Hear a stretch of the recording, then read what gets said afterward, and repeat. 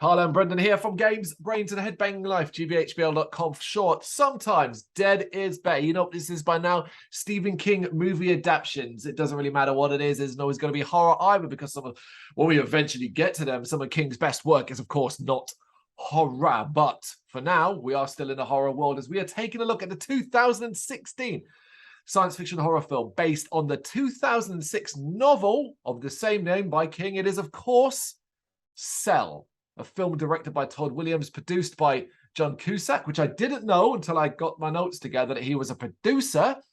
And I also didn't realize until the opening credits came up that King shares a lot of responsibility for the badness of this movie because he wrote the screenplay alongside Adam Alcia. Now, here's the thing with Cell. I'd only ever seen Cell once before when it first roughly came out. However, I know the book, weirdly enough, really well and really memorable in my head. And I always remember liking the book. But I said to my wife before I pressed play on the Cell, I said, look, she'd never seen it. And I said, look, I remember really not liking this movie. So that memory sticks with me.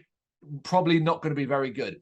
By the end of it, I went online, halfway through the movie, about 3/4 of it, I went online to the website to check my review, what I wrote at the time. And almost word for word at that review, which was around 2016, 17, I still felt exactly the same, if not more. So I'm going to lay this out at the very start.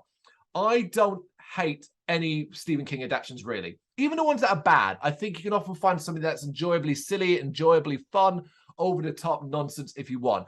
The ones that I think are bad, like Tommyknockers, the Langoliers, elements like that, I can still enjoy to a certain degree.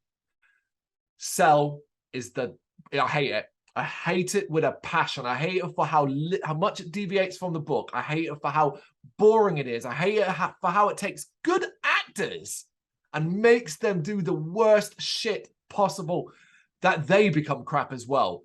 This was unbelievably a chore to get through. And here's the thing. A lot of time I hear people go, well, at least it's got that cool ending. I'm like, it's not worth it. It's not worth it for that ending. I fucking hate Cell. That's me up front. Brendan. Before we get to Cell, I like the Tommyknockers, by the way. so do I, kind of, but only in a nonsensical way. Yeah, absolutely, yeah. Weirdly, it's one of the better conversions. Like if you're trying to be like not like for like, but it almost became silly because it tried to be a book, the book, but yeah, Cell. Right. So I mean, I enjoyed the book. I like the book, right? I am biased in a lot of this stuff. I don't mean to have bias. I look at the things, right, and like I enjoy Stephen King books so much that often, even if I hate the output of the film or the TV show or whatever, I really get quite a lot of enjoyment out of the fact that I'm seeing the book in visual form, even if it's a terrible version of it. Like there's some enjoyment in that for me. Mm-hmm. You know, I see Stephen King's name like attached to so many things as like wrote the screenplay. I don't even believe he does anymore, man, because I don't think for a second like he would bastardize all of his books quite this way. I almost feel like it's like, Stephen, hey, can we just put your name down and say you wrote like part of the screenplay? Maybe get you to check the ending because we're gonna do different to your book, you know, so that stays in line with the topic. I wonder how much of it he actually writes, because at the end of the day, love or hate Stephen King, we all know him to be a gifted writer. Yes. You know. So, and a screenplay is writing. So I can never quite get my head around how, you know, they go, oh, Stephen King helped write or helped write the screenplay for this one. It's like, how much? Like, how much did he help? Yeah, how much was actually in like, you know, because I don't understand it. I know like book and film and TV is a different medium. I get that, so it's different. But this film to me, I like. It's kind of strange, right? Because I think they try really hard to stay to the book for a period of it, but actually in a way I think that's what hurts it. I think it's probably some of the weakest acting performances. It looks like no one gives a fuck. It looks like nobody's interested. It's bland, grey, really grey. It's almost, you may as well just filmed it in black and white. And there's 2 or 3 key kind of characters for me that I think they fucked, man. And actually that's where it lost me on it, because there's one in particular who is pivotal really to the whole story for me, and I just felt like they got him so wrong, you know. So I'm going to say one that I think got done dirty beyond belief, and let's see if it's the same one. They did the Raggedy Man dirty in this, to the point where you might as well not be in it. That's exactly the one I'm talking about. Absolutely pivotal. He's not in the whole book, but he's the pivotal background thing that's always happening, that's chasing, that's hunting. Like he's massive, and in here he's like, I don't know, man. Like it was just it was like another disappointment in a.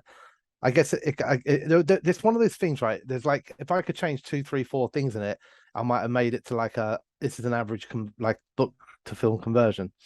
But I just feel like they did things that I found to be really, really odd, like all the way through it, like all the way through. I felt like they didn't have enough runtime, so they do random things in conversation where they try to explain things like they're written in the book, just like it's a conversation between them, and it's so unnatural. It's like, like trying to explain like what happens when you pick the phone up. Like in the book, you read it and it's like internal monologues, but here they try and go like two people, hey, we just met.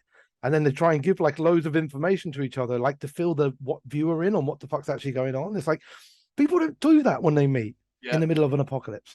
So yeah, look, I mean, I don't think it's a good film. I don't blame Stephen King like screenplay or anything like that, because I do enjoy the book. I think the book's quite cool, and I think sometimes it's like an old man's view of modern technology, which I kind of like, which is like our phones are destroying the world. But it's that kind of like it's almost like a granddad kind of view on tech, innit? Put your phones down, kids, otherwise that will be where the next terrorist attack comes from. So I always kind of, it's cheesy, but I kind of thought it was quite comical. There are things that are praiseworthy. We'll get to some of them as we go through, I think, because we're going to break it down scene by scene, effectively talking it through, and as we normally would do in sort of shorter format. But quickly, before we get into that, just a quick rundown of some of the major cast members. I've only picked out 3 because even though there are a lot of people in this, 3 are what I feel matter and matter only. Of course, it's John Cusack as Clayton Clay Riddle, Samuel L. Jackson as Thomas Tom McCourt, and Isabel Furman as Alice Maxwell. Those are the 3 main players. Arguably, I could have eliminated Alice from this, and it wouldn't have really mattered either. Really, it's Clay and Tom, and that's it. John Cusack, Samuel L. Jackson. I got the buzz. Obviously, the kind of like selling point of this at the time was reunited from 1408, where they both did good performances. Arguably, John Cusack's best performance I've seen, and a decent performance in Jackson as well in the minor role. So obviously putting them back together here. But when you give great actors nothing to work with beyond you're just a guy, you're just a person, which was the case for me with Jackson, Samuel L. Jackson. That then you can't spin gold out of shit, basically. It is what it is. I mean, you're right, but like, I don't know. I still felt like he didn't give a fuck. That's what I felt like.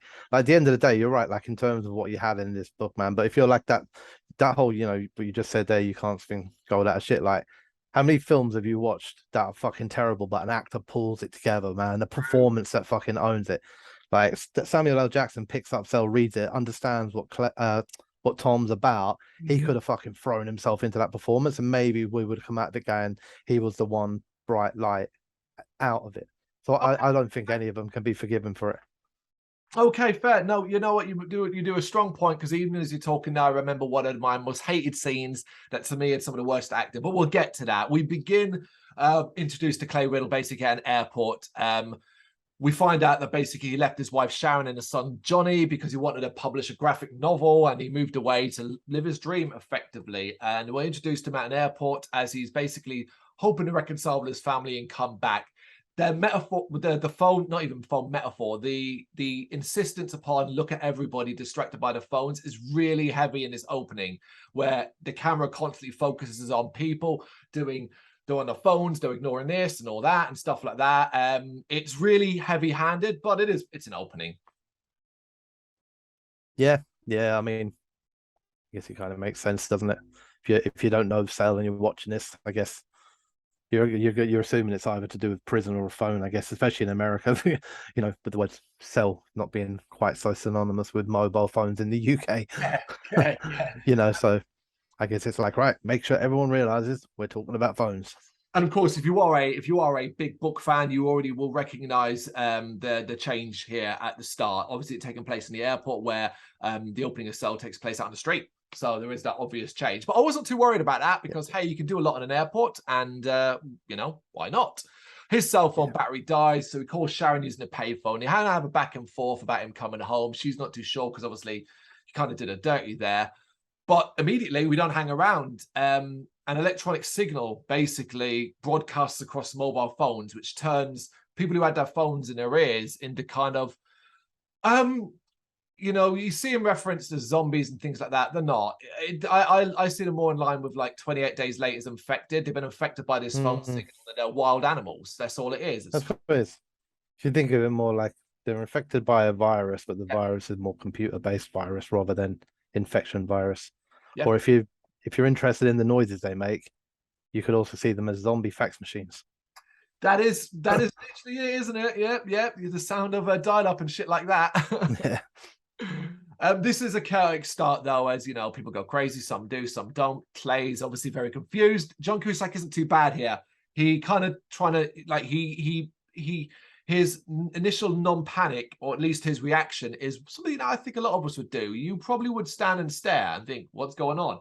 And you're like, well, it's an airport. Security's going to come along at any stage and deal with this person that's got a little bit wacky. But obviously, it ramps up to such an extent that he ends up getting involved, whether he likes it or not, including having to defend himself from a chef with a knife, and just some other stuff like that. It kind of ends, really, though, when the airplane crashes, which I thought was a little bit extreme for an opening. Calm down. But I guess you want to get all this across quite quickly. And this is how do you do it? Yeah. Just trying to show anarchy.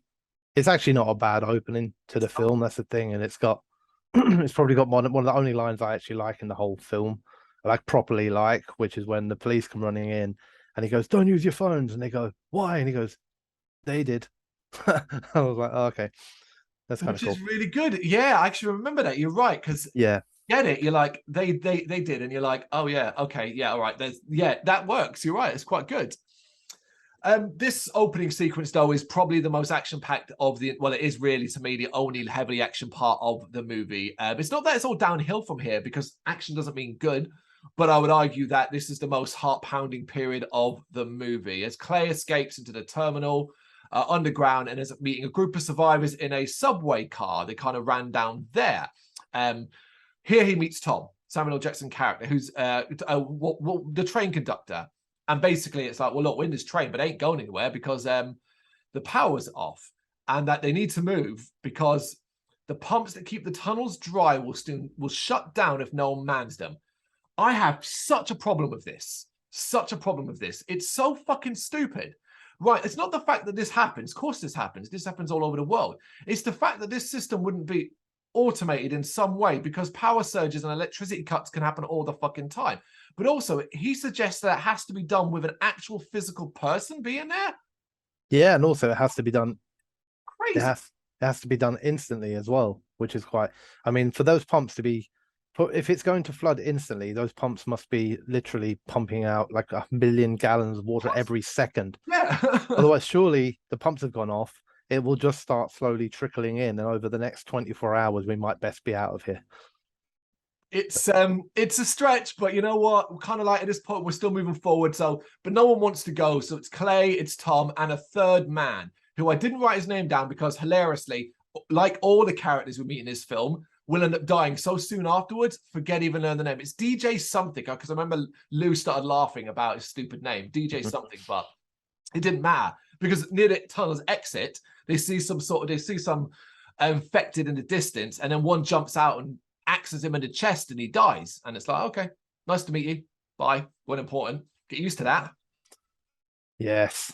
That is probably one of my most hated moments in the film. And it's when I really looked at Samuel L. Jackson. I was like, really, dude? And it was like when he gets like the axe in the chest, there's like what feels like about a 10-second pause. And then Samuel L. Jackson goes, oh my God, like that. And I was just like, oh, come on.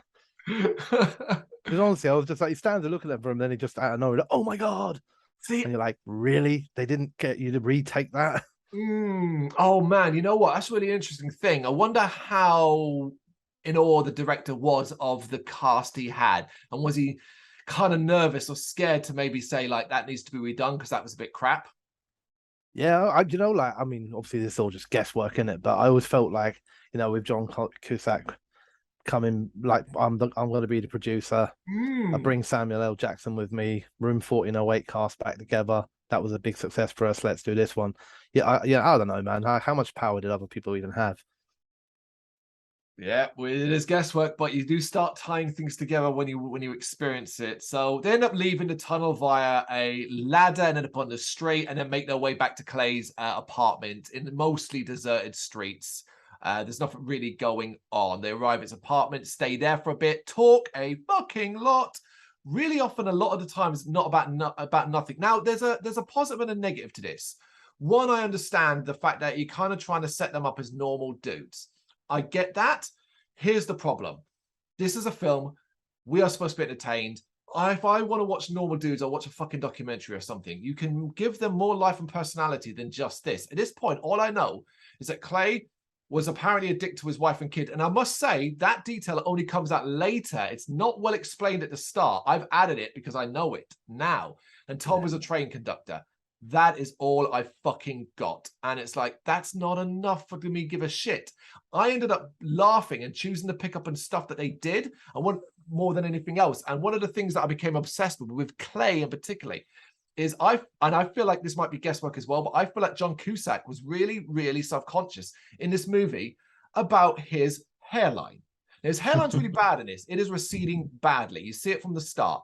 So for 99% of this movie, he puts a hat on. There are times when he's in danger and he'll reach over and pull out this little hat and put it on his head. And I'm like, are you fucking kidding me? You're obsessed with his hat.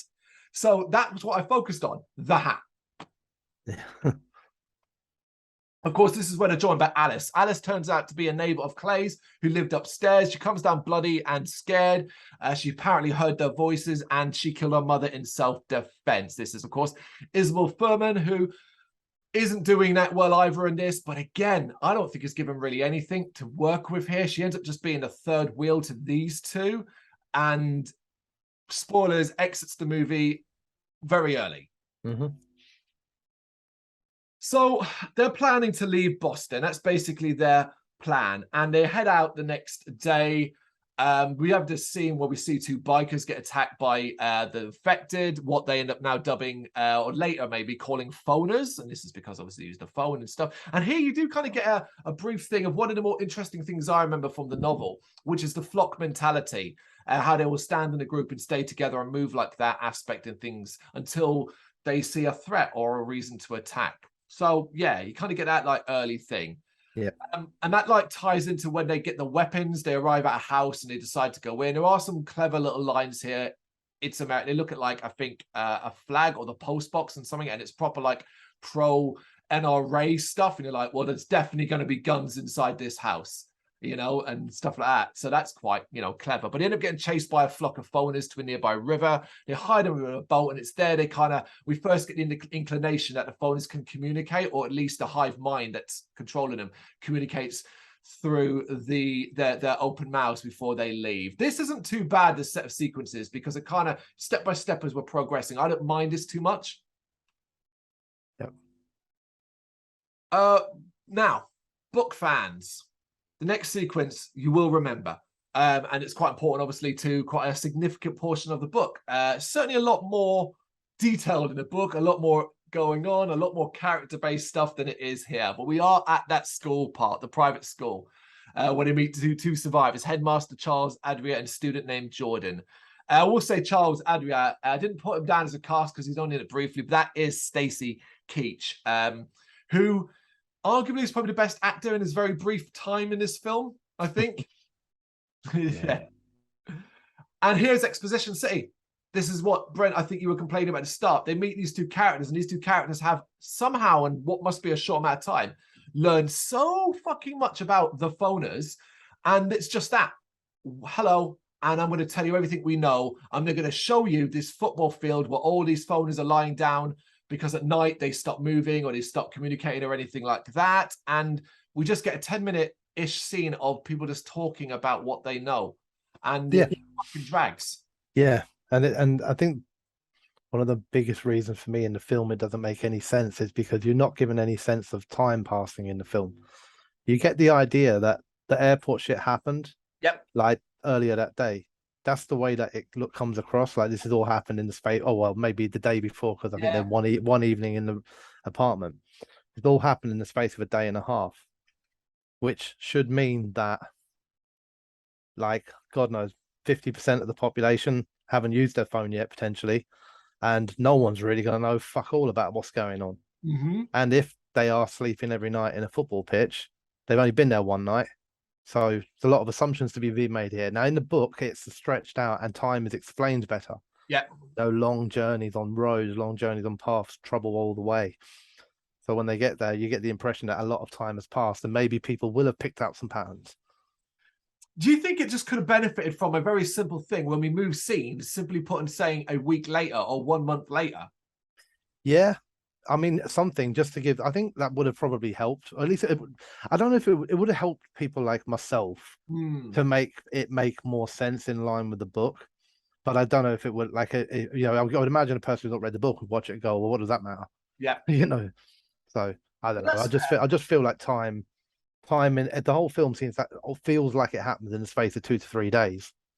Thing is, you don't even have to do it as obnoxiously as putting that up. You can simply, not all the time, but often in a throw, say to get to the school and you have Alice turn around saying that, oh, we sure this place is safe. And then have Tom or Clay turn around, look, we've been on the road for 2 weeks.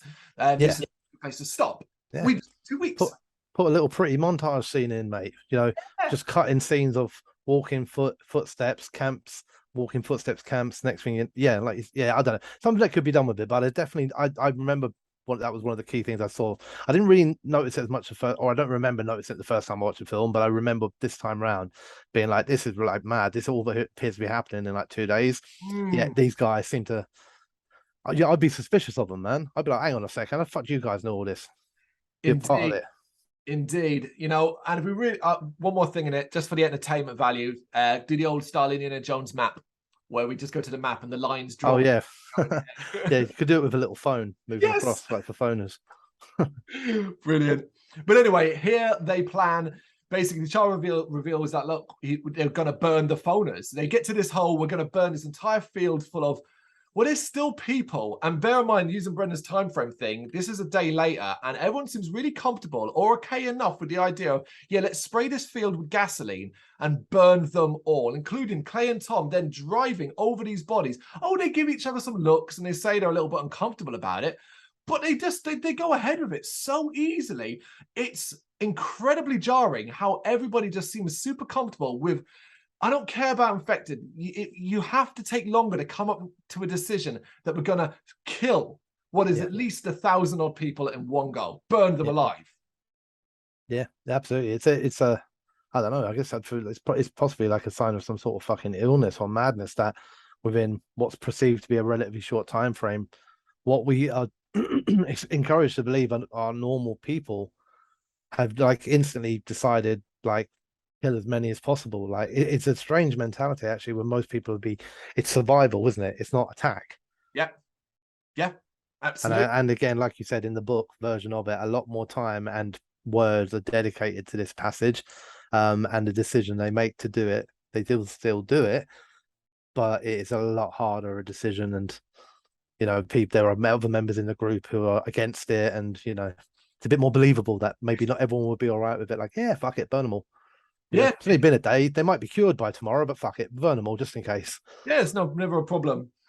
It does at least end hilariously though, because they end up creating a trail of gasoline to the truck that sprayed all the gasoline over the bodies, which ends up blowing up, and Charles is killed by a piece of metal that just stabs him in the chest. I laughed at that. I was like, well, thanks for coming, Stacey Keach. Cheers for that. Bit of karma for you as well. Yeah. The remaining group, though, including Jordan, they leave and they continue to head north. Along the way, they keep sort of seeing signs, which is a Kashak, no phone, no phone, that kind of thing. I think it's a sign that maybe there's an area that's safe from it. But they end up taking shelter at an abandoned sort of drive-in theater where, when asleep, they all have the same dream about a raggedy-looking man in a red hoodie, which is apparently a character from Clay's graphic novel. I didn't remember that specific detail from the book, so I couldn't remember if that was like new to the film or if it was something that was in the book. It was in the book, but I don't know if I can't remember it being like that concrete. I felt like in the book it was more like he looks like a character from your novel rather than like it's like your novel came to life. Like, do you know what Yeah, I mean? Because that makes no sense, does it? Like this isn't that sort of a film. You know, no. this is an infection film or a virus film, and the minute you start saying like things are coming to life out of books, it's a different thing, isn't it? Yeah, it doesn't it feels so irrelevant, particularly the way it plays out as well, because there's no explanation or any real Yeah. supernatural beyond the signal thing beyond that. But here we end up carrying a group of survivors in a roadside bar as we enter what I consider to be the worst sequence or set of scenes in the movie, the ones with the worst acting, as all four people of the survivors talk about going to Cashwhack and then end up drinking and getting drunk together. And holy fucking shit.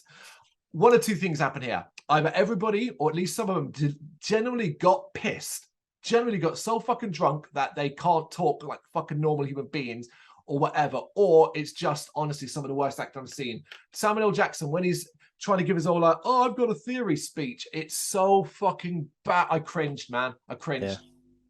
Yeah, no, I agree with you. It is.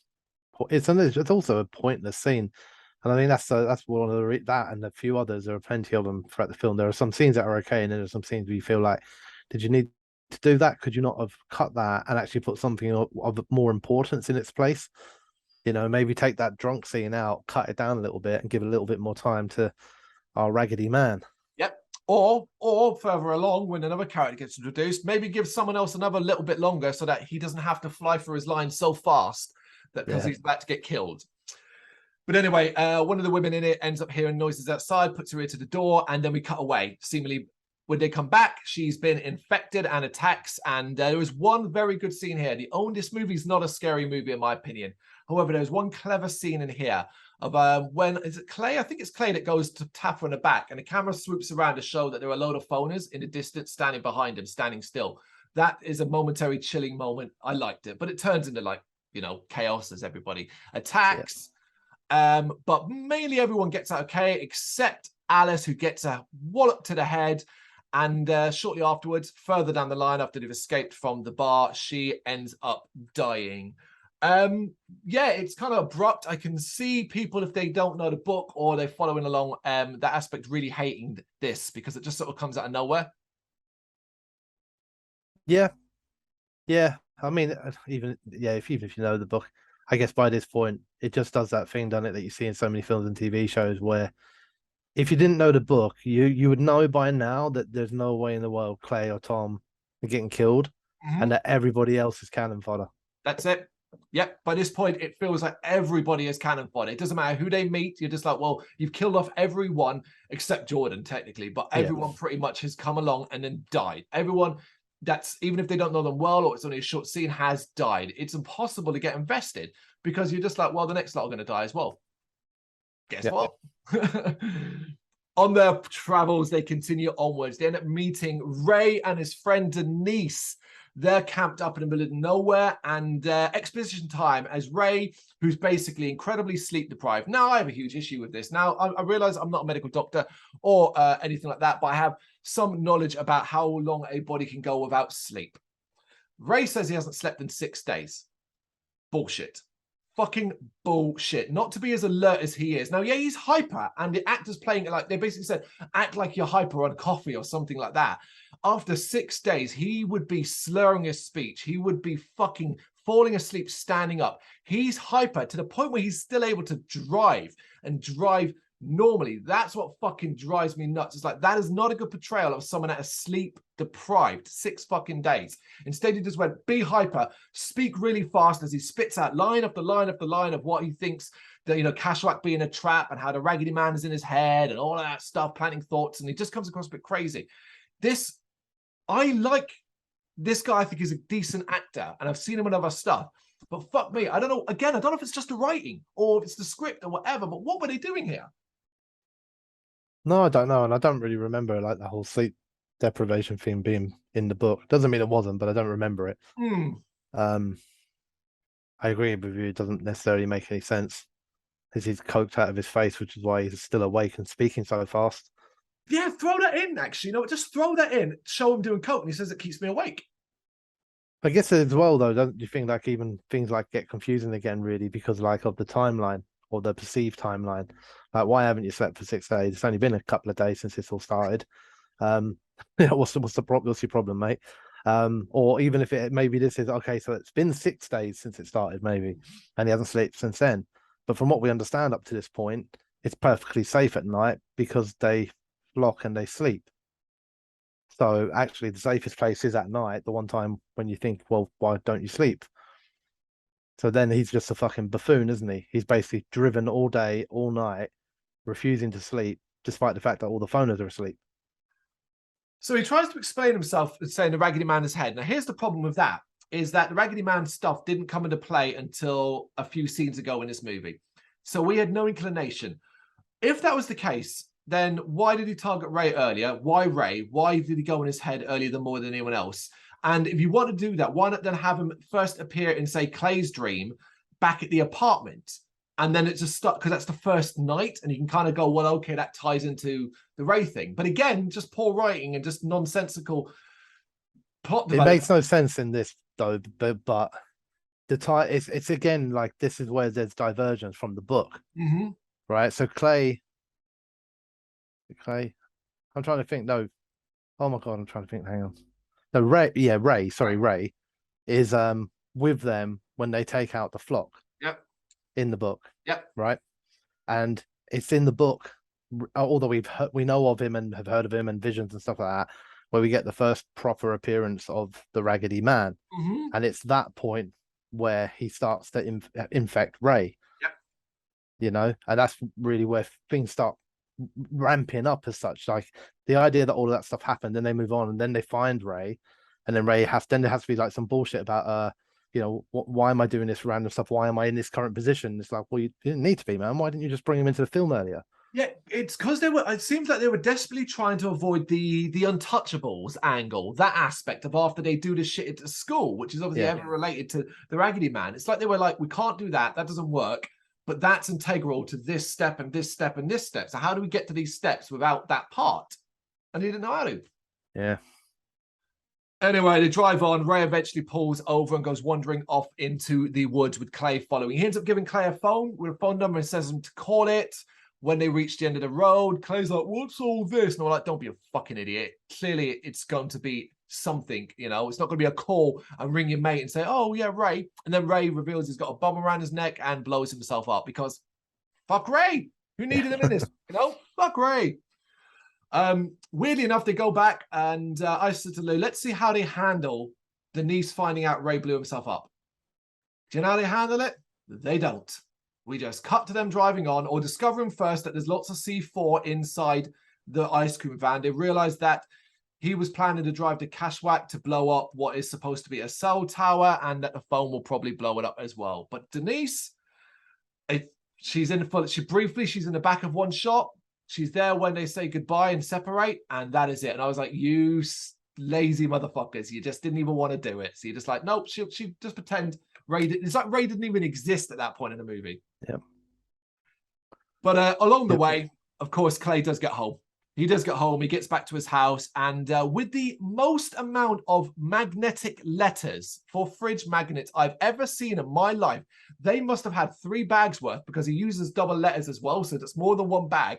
He's been left a message from his son, Johnny, that says he's gone to Cashwack and that his mother had turned into a phoner. Of course, she's still in the house and Clay ends up having to kill her along with the help of Tom and then insists to Tom, look, I'm going to continue north. But Tom basically is like, no, we're not going to do that. And they separate here with Clay going north with the ice cream van full of C4 and Tom and Denise going the opposite way, saying they'll leave signs for him. Exit movie, those two. It was awesome to see you. Thank you for your incredible work.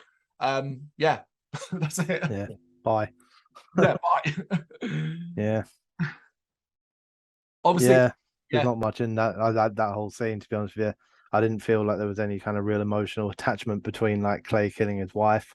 There's a moment where you think like, oh, they could do something with this here, you know what I mean? But they gloss over it quite quickly. Yeah, Tom's kind of like, you all right? So, yeah. Yep. And you're like, oh, okay, just could beat your wife to death. It's literally said like that. And you know what? And here's the thing, from a viewer point of view, we had one other scene, just one scene with Clay's wife and son in a car at the very start when he talks to them on the phone. That is the only time we've seen those fuckers. Yeah. Why would I give a shit about them? I don't even know what kind of father Clay is. But the only thing, we do get one other snippet of information earlier on in it, which is that Clay sort of self-confesses, doesn't he, that he's too much of a coward to tell his wife how he really feels. So he keeps just saying, "Oh, I want to see my son. I want to see my son," when really he wants to get back to her.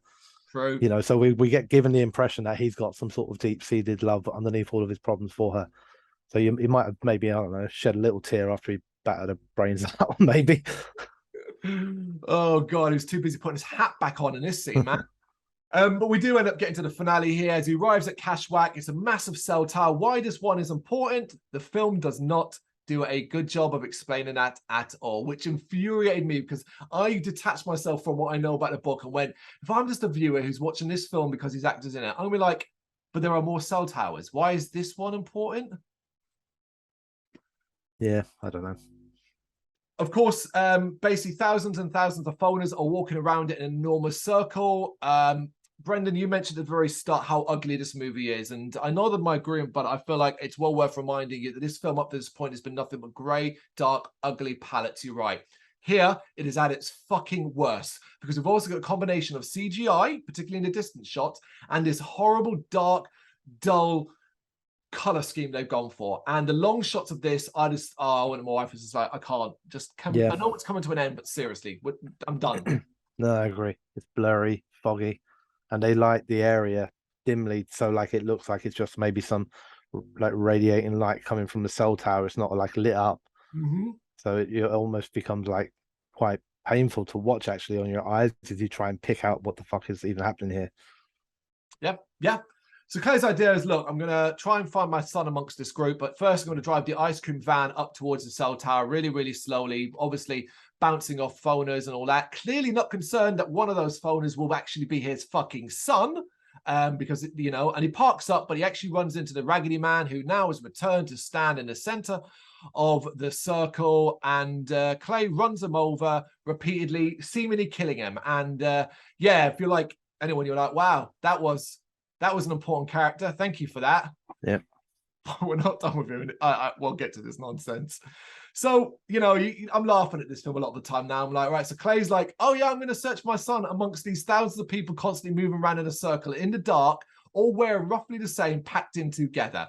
So, he tries to find him and so on, but Raggedy Man then apparently reappears back to life. And honestly, you're just like, what is this?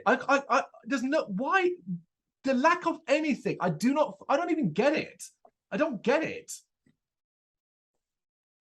Yeah, I mean, I don't get it, and I guess like that's not maybe necessarily even the film's fault, because that when you try and like make logic even out of the book, it's difficult to understand like if it's just a virus that's infected people, like where does the Raggedy Man even come from and that. But I guess the difference in the book to this is that you're kind of given this idea that he's something bigger and more, and like whereas in here he's just another one of them. So like it's almost like, oh, what does it do with the red jumper keeps standing up? Yeah. And let someone else have a go. He has no importance. Yeah, it's like they think like, oh well, you'll just know that this is the leader, and it's like, why is he the leader? What makes him fucking special? What makes him different? Why is that the hive leader, whatever, or the leader of this specific locations group of phoners or whatever, and stuff like that? I mean, we'll mention it now before we do the finale, though. Obviously, an important aspect that is missing from this film, but for good reason. It's something I don't expect them to include in.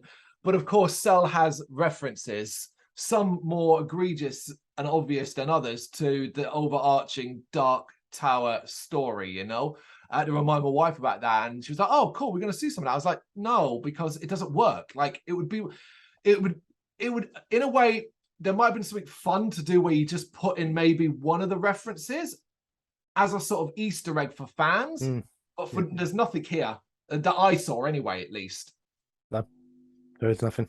Yeah, there it is. There it is. There it is. There it is. But anyway, an infected Johnny appears out of the crowd. I presume, or the Raggedy Man called him out using telepathic powers.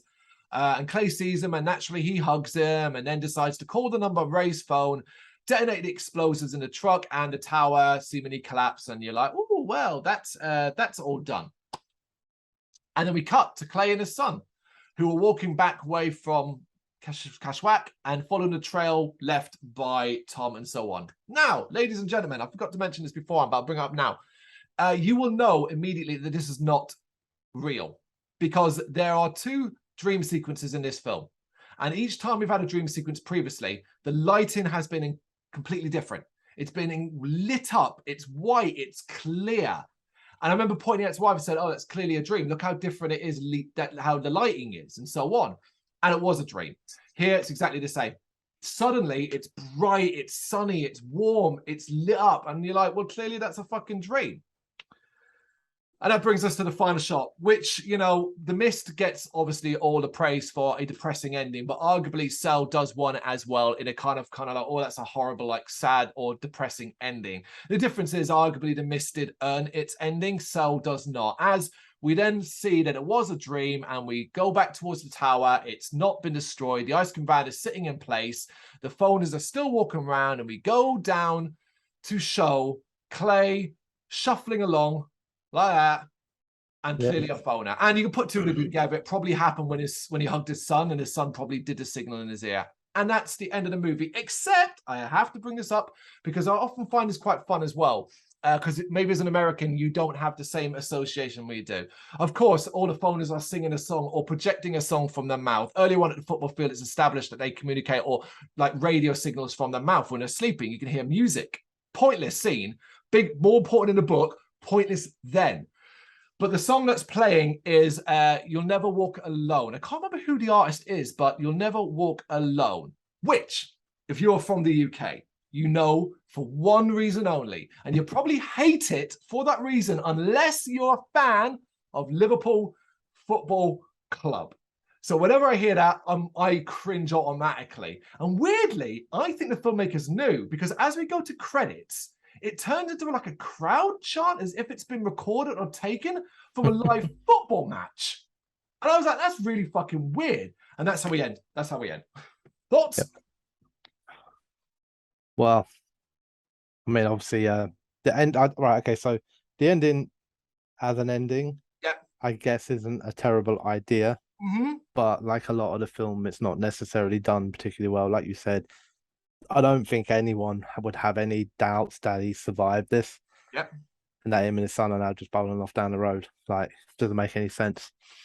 I guess if you don't like Stephen King stuff and you don't read his books, you probably also come out of films like this thinking like, okay, but what next? What did they just walk around that cell tower in circles until they all bodies physically decay and drop dead? Like, what is the purpose of all of this? You know what I mean? It's difficult for me because I like the ending of the book better, right? The ending of the book is much. I mean, actually, the last half an hour of the film is completely different to the book.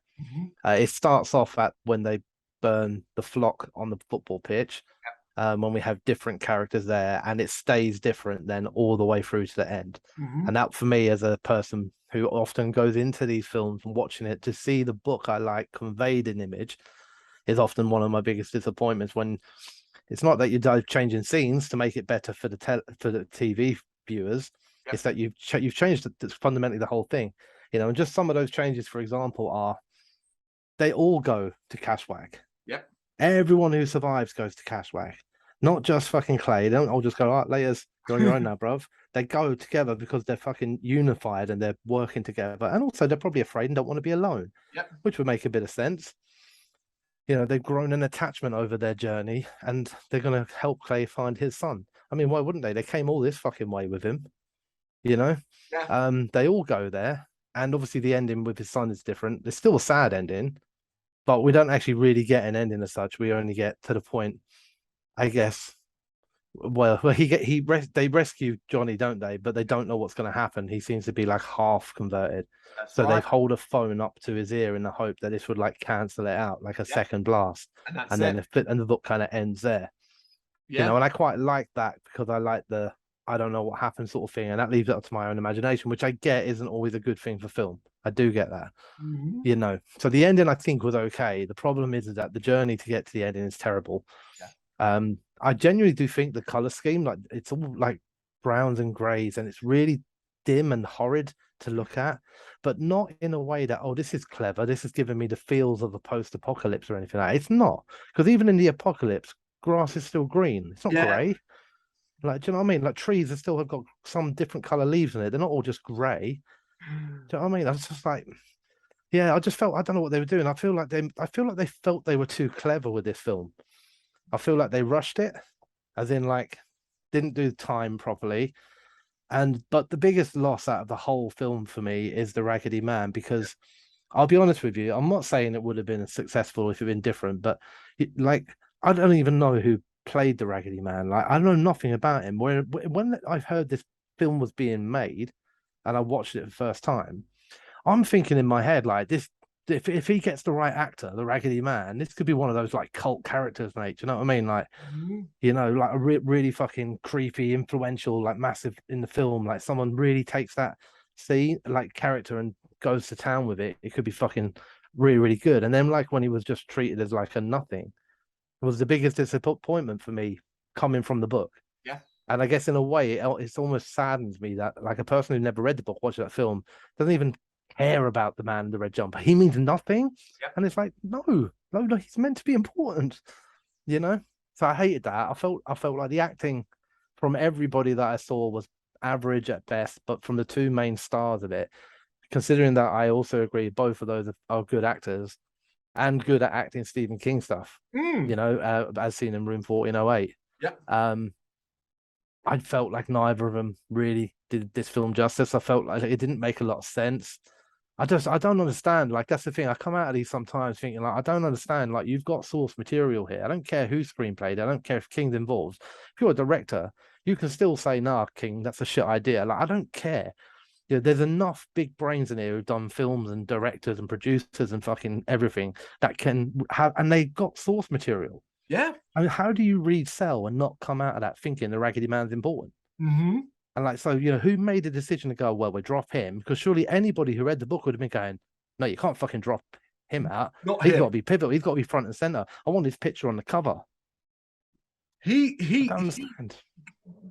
I always saw the Raggedy Man as the much smaller, more concise version of Cell's Randall Flagg, an entity that you just don't know much about, but was Yeah, always there. yeah, I agree. I agree. But like, you know, at least when I don't know, you do The Stand or you do It or whatever sort of Stephen King or often other horrors than that as well. But like, yeah, okay, even like in zombie films, yes, it's all about a herd or a flock or Mhm. whatever you want to call it, but they usually still focus on like a couple of key characters that might be like, you know, the this type of zombie or the whatever it might be. Like there's something, right? Yeah. You know, and I don't know. I guess the problem with this is that there's nothing. You know, like there's a few deaths in it, don't get me wrong, and they take out a couple of people and all that. But aside from the airport scene, you don't really get any kind of vibe of like mass destruction or mass annihilation or anything like that. You know, it just looks like it's a bit of a troublesome bit of trouble out here every now and then. And actually, for the most part, they make it. I don't know how far across the country, but they make it considerably quite far. You Yeah. know, Clay and Tom without too much drama. Like, you know, not really. I mean, they go in the houses, they get guns, kill one person, move on another 100 miles. Oh no, one more to kill. I Mhm. mean, I felt like when I read the book, like especially because it started off in the city, and it was them moving through a city, Yep. and you read quite a lot of that journey through the city, you know, and everything that was going off. That it felt more. It felt like this was bigger and that. Whereas in this, it almost felt like this was a localized infection in a little kind of country village where 100 people live, 40 of them are fucked up. So as long as you just avoid those roads, you'll probably be all right. I'd almost then you start wondering what was the budget for this, because ultimately the whole majority of the movie takes place in country, as you say, outside in countries. There's Yeah. nothing spectacular beyond the airport scene, and even that is a mix of CGI and actual real stuff. So you kind of do, and that could have just been literally an abandoned terminal, a terminal that was closed that you filmed it in. So there's not much going on there either. So you're doing it one No. What's the budget? No, but I would imagine, and I'm not purposely trying to hammer these two here, but I would imagine like a large chunk of the casting budget went on to particular actors. Indeed, particularly when That's one's also doing a producing credit. Yeah, so I don't know, like you look at that sort of stuff, man. I mean, the film it's meant to be about those two, and that's okay to a degree, and because in the book it is really Clay's story, Yep. But the great thing about the book is that Clay's also not particularly likable or wonderfully interesting in the book either.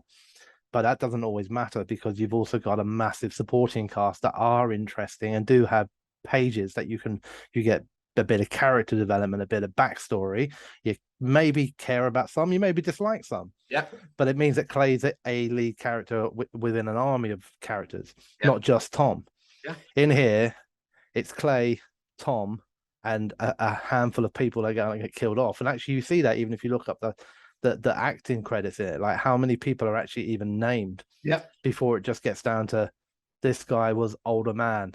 This person was blood-stained woman. This person was hog-tied man. And it's like, really? There's only about 5 people fucking named. I mean, like, where are they all? It's far too long for such little that actually happens when it needed, weirdly enough, to be longer so you could get a more detailed and nuanced story. You can still do that without just repeating a book verbatim. For me, the biggest thing I always come back to is that I was bored more than anything else in this film. I was constantly bored, waiting for something to happen, waiting for some significant plot development to happen, and it just never felt. The whole middle of this film is so forgettable that it's unbelievable. I'd argue that most people will watch it and will probably remember the beginning and remember the ending, and that is it. Start quizzing people, well, what happened when we went to the bar? And unless they've seen it recently, they won't remember. That's what is such a big problem for a movie that's nearly 90 minutes. Yeah. I mean, I would have watched it round-ish when it came out originally. Don't know exactly when, but around that, like, do you know what I mean? I would have been excited and I would have wanted to watch it, but even like before I rewatched it, I think sometimes like negative, like you said with your review, like sometimes over time, like you feel like maybe I've forgotten some of the negatives and I'm oh, let's watch it again. Maybe I'll feel differently. But I remember like going to press play on this and all in my head, I already could remember the dull colors, the dull acting, and the fact that like a lot of key things that I enjoy about the book were missing and being like, do you know what I mean? So it had a massive lasting memory on me, but in a negative way. Yeah. So they made a mark. It made a mark. That's so for you. Listen, we don't like it. It is what it is. But if you do, and you've got some defense and some arguments as to why perhaps it improves on elements of the book or aspects like that, we would absolutely love to hear them. Drop them in the comments. Let us know what you think. Thank you very much for watching. If you liked what you saw, please help us out by giving us a thumbs up and hitting that subscribe button. If you really liked what you saw, consider donating to keep the website and channel running by buying us a coffee via our coffee page or picking up some merch from our Big Cartel store. You can check us out on gbhbl.com as well as via our social media, Facebook, Instagram and Twitter, as well as listen to our interviews via SoundCloud, Apple Music and Spotify. Just search for GBHBL. Games, horror and heavy metal. What else is life for?